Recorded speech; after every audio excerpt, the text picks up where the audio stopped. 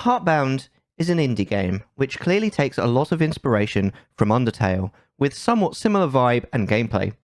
Of note with Heartbound, firstly, is that it is unfinished, being in alpha.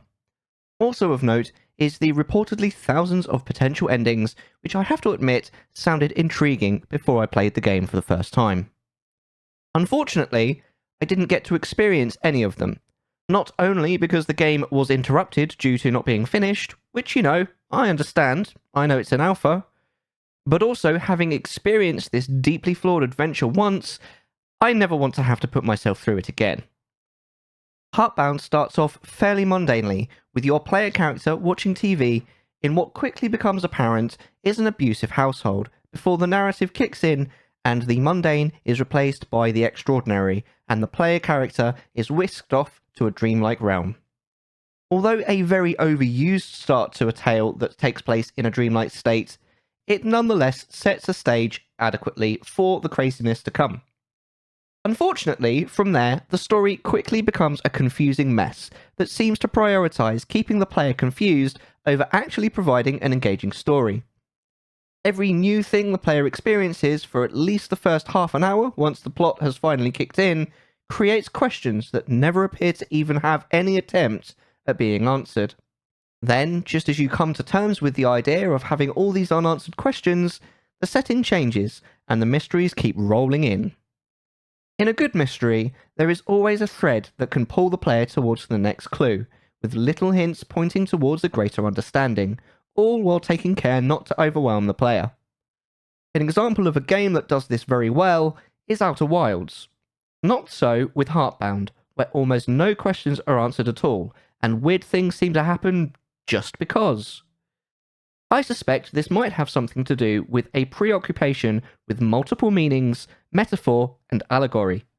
Almost all of the sequences seem to come with some sort of unsubtle moral or life advice, which seems to take priority to any sort of satisfying or interesting story being told. Honestly, the number of times during my playthrough I felt like I was being talked at or preached to directly from the developer was astounding. And I haven't even talked about the dialogue yet. When I finished streaming Heartbound, I stated that the dialogue felt like it had been written by a 12-year-old. While this statement is clearly somewhat hyperbolic, I stand by its sentiment. The dialogue bears no resemblance to how real people talk whatsoever and leans far too heavily on lines of dialogue being just ... which I honestly estimate happens at least 100 times a playthrough, probably more. This apparent misunderstanding of interesting or believable dialogue is annoying at first, and only gets worse as the game progresses. This is further compounded by the narrative's insistence of peppering little jokes and puns at random points. While anyone who knows me knows I am a sucker for a good dad joke, not a single one lands, as the game itself is pretty serious, attempts to deal with serious issues, and makes it pretty clear that the protagonist may be in danger. The dad jokes are so at odds with the vibe of the game, every time one pops up, it fully shatters the atmosphere and reminds me I'm playing a video game. A good example of this, while not a dad joke, is when the protagonist utters the line, "Well, that's like your opinion, man." A pop culture reference from the movie The Big Lebowski, said to an AI boss in the game whom you have pretty much just met. It's not funny because the situation the character is in at the time is pretty dire. It's a reference to the real world, so rips the player back to reality in a way that is jarring, and it isn't how someone would speak to their new boss, especially when it's so clear they hold significant and real power over you.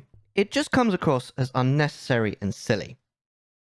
There also seem to be several jokes and references to things that I just don't get, and I get the feeling that they are nods to the viewers of the developer's streams. While it's nice that they are including their streaming community in the game, doing it so often and so overtly has the effect of excluding anyone who isn't a member of that community. I am not a viewer of said content, so I don't know for sure, but I suspect the game's apparent obsession with socks might be an example of this. I'm sure this is hilarious to a member of the community, but as an outsider who isn't in on the joke, I was left confused. So, is this game only for viewers of the Twitch streams, or what? Like I said earlier, a lot of the game seems to have some moral or advice to give the player. It's rarely subtle, and honestly seems to be the main function of the game.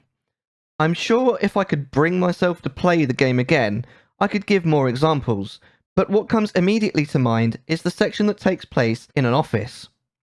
Each member of staff has the same sprite, though their tiny booths are often adorned with something that sets them apart. This one has a hat, this one's booth is messy, this one is clean, etc. Security robots patrol between booths, forcibly returning employees back to their booth, should they leave. It is implied that they don't get toilet breaks, and that the toilet they do have is just a bin down the hall, while the employees themselves give advice like, don't be an automaton, don't forget to talk to people on the outside, make time for them, try not to eat so much fast food, all the way down to affirmations you might expect from a therapist, like, disagreements happen sometimes, you don't always have to win, and it's easy to think you don't measure up. Just remember, everyone else feels the same. This seems tailor-made to try to tell people how they should live their lives. And last time I checked, literally no one plays a game for this purpose. Leave the therapy to the therapists. Get back in your lane and kindly derive your pleasure from some other source than telling others how to live their lives. In conclusion, while I'm certainly not going to tell you not to play this game, honestly, I don't know if I could handle that level of irony. Unless you are a member of the streamer's community and like being told how to live your life by an extremely privileged member of society, I am telling you, you are wasting your time, effort, and money with Heartbound.